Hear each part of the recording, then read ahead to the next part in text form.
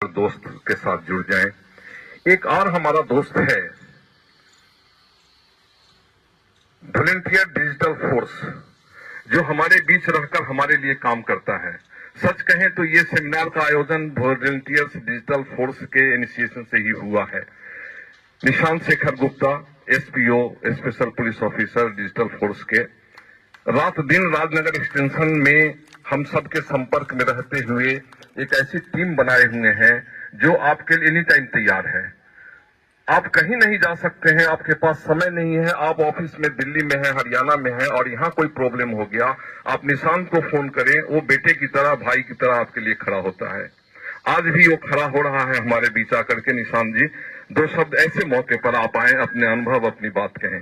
ये cyber crime पर ये आजकल स्टडी कर रहे हैं और स्टडी में इन्हें क्या क्या मिल रहा है, जरा इनकी भी बात हम सुने।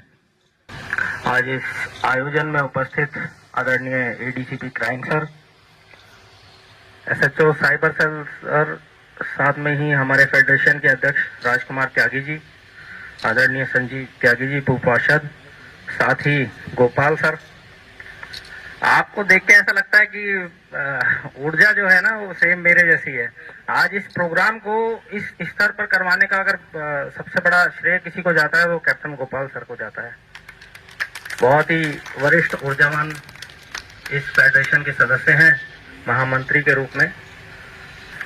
अभी आदरणीय एडीसी सर ने आपको बताया कि किस किस तरह से साइबर क्राइम, साइबर फ्रॉड हम लोगों के साथ होता है। हम लोगों के साथ साइबर फ्रॉड हो जाता है और हमारे मन में सबसे बड़ी व्यथा आती है कि सरकार इसको रोकती क्यों नहीं, ये सब क्यों होता है, आखिर हो क्यों रहा है, इसको रोका क्यों नहीं जा सकता। जबकि शायद हम लोगों को जानकारी ना हो कि अब से भी लगभग 6 साल पहले I4C Indian cyber crime coordination centre बनाकर सरकार लगातार इस साइबर क्राइम को रोकने का प्रयास कर रही है। साइबर दोस्त जैसा एक जागरूकता हैंडल जो लगातार डेली कम से कम 4-5 पोस्ट आप लोगों के बीच में डालता है, व्हाट्सएप अपडेट्स देता है, फेसबुक अपडेट्स देता है, इंस्टाग्राम अपडेट्स देता है। लेकिन उसके बाद भी आज अगर आप रिकॉर्ड उठाकर देखें तो डेली ना जाने कितने सारे साइबर फ्रॉड लोगों के साथ होते हैं। सरकार बहुत कुछ कर रही है। आज हर थाने में साइबर सेल बना हुआ है, पूरे जिले में एक साइबर थाना बना हुआ है। I4C पूरे इंडिया लेवल पे उसको कोऑर्डिनेट कर रहा है, अलग अलग जिलों से, अलग अलग बैंकों से, सभी से संपर्क करके, अलग अलग सिटीज से, अलग अलग राज्यों से, सभी से संपर्क करके उसको रोकने का प्रयास हम लोग लगातार करते रहे हैं, सरकारें कर रही हैं। बहुत जागरूकता आप देखिए कि आज खुद एडीसीपी क्राइम सर आप लोगों के बीच में बैठ के आप लोगों को जागरूक कर रहे हैं। लेकिन मैं समझता हूं कि जागरूकता का अभाव, साथ ही हम लोगों की छोटी छोटी, बहुत छोटी सी कमियां इसको बढ़ावा देती हैं। जैसा कि आप लोग अपने फोन में, खासकर मैं जहां तक समझता हूं कि आप सभी के फोन में आज आपका आधार कार्ड, पैन कार्ड गैलरी में सेव हो। हम लोगों को लगता है कि वो आधार कार्ड, पैन कार्ड हमारी गैलरी में सेव है, मेरे फोन में कहीं नहीं जा रहा। फोन लॉक है, स्क्रीन लॉक लगा हुआ है, सब कुछ है, लेकिन वो ऑन एयर है बिकॉज आपके फोन का इंटरनेट ऑन है और आपकी गैलरी का एक्सेस ना जाने कितनी एप्लीकेशन के पास है। आप अपने फोन की सेटिंग में जाइए और चेक कीजिए।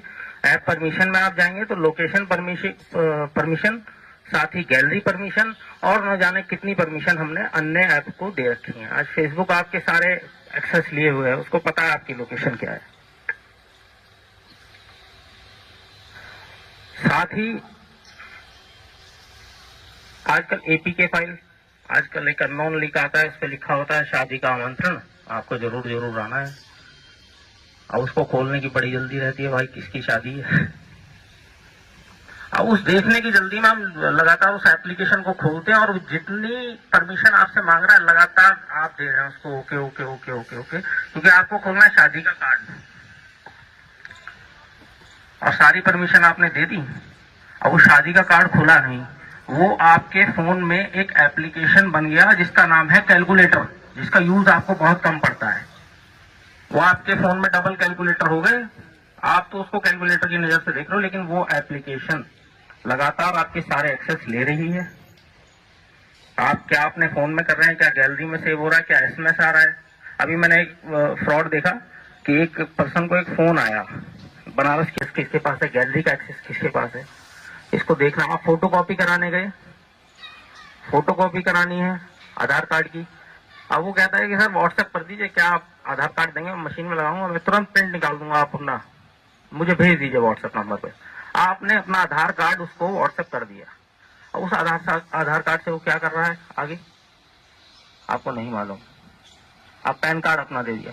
आजकल बैंक अकाउंट खुलना कितना आसान हो गया। पैन कार्ड आधार कार्ड चाहिए, डिजिटल बैंक अकाउंट खुल जाता है। लगभग 2 लाख रुपए की ट्रांजेक्शन उसमें कोई भी कर सकता है, और ये मनी म्यूल की तरह यूज होता है।